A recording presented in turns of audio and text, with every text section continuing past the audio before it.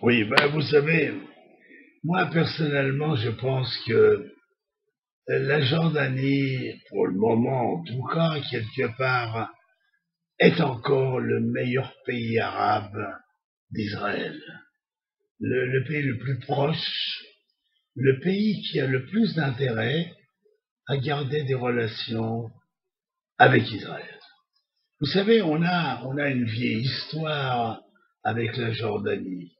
Il y a une vieille complicité avec le régime royal de Jordanie parce que c'est toujours Israël qui est au courant le premier s'il se trame quelque chose contre le roi ou contre le régime ou contre la direction du pays.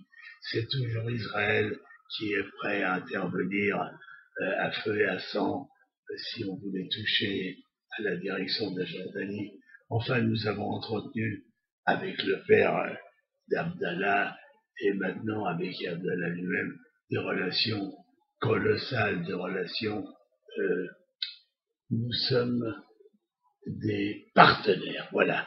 C'est pas des amis, vous savez. Vous vous rappelez qui a dit il n'y a pas d'amis dans la vie, il n'y a que des partenaires. C'est De Gaulle qui a dit ça. Qu'est-ce que ça veut dire ami? On a des causes communes pour lesquelles on se bat et où des fois c'est jusqu'à la vie qui est engagée dans cette cause. Alors on a cette cause avec la Jordanie. La Jordanie ne peut pas vivre sans nous et nous difficilement sans elle. En tout cas, nous avons ce partenaire à nos côtés et croyez-moi, nous avons souvent été, je me répète volontairement, un partenaire utile, un partenaire qui a su défendre son partenaire.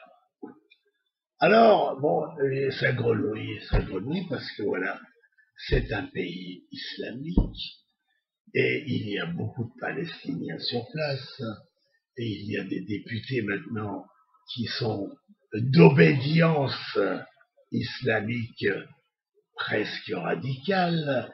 Enfin, il y a des envies heureusement, nous avons avec le roi une autorité indomptable, une force et une volonté incroyable. Et on peut dire que le régime jordanien est entre de bonnes mains. Alors, eh bien, il faut que nous, Israéliens, nous soyons toujours prêts à ce genre de métamorphose où d'un seul coup, un pays que nous avons cru ami se met à devenir islamique radical et mange du juif. Voilà. Il faut s'habituer à ça. C'est notre destin pour peut-être des siècles.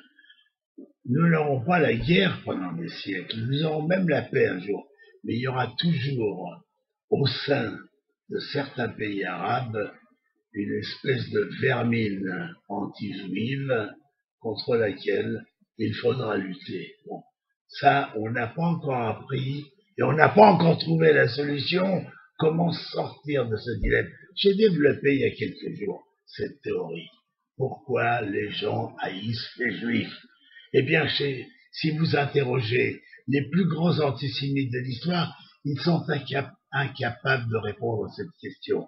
En fait, la haine des juifs, et je répète ce que j'ai dit, la haine des juifs est inexplicable et c'est pour ça qu'elle est dangereuse. Parce que quand une haine est basée sur une cause, on peut lutter, on peut améliorer, on peut changer les choses. Mais nous, c'est basé sur rien. Cette haine, elle est dans la peau des antisémites et sans cause. Alors sans cause, comment voulez-vous lutter contre l'antisémitisme s'il est sans cause? C'est quelque chose d'ahurissant. Vous savez, j'ai lu dernièrement un livre où on a relaté tout ce que les Juifs ont apporté à l'humanité. Mais c'est incroyable. On devrait nous vénérer. Et c'est pas de la vénération que nous récoltons, c'est de la haine au dernier degré, de la haine au point que des Palestiniens arrivent à rentrer dans une maison, à égorger la famille, et avant de partir, parce qu'un enfant dans son berceau de quelques mois a émis un bruit, lui trancher la gorge. Cette haine-là, pour nous, elle restera inexplicable jusqu'à notre mort. Alors voilà, nous allons vivre comme ça, encore longtemps, mais nous allons vivre. Merci à vous.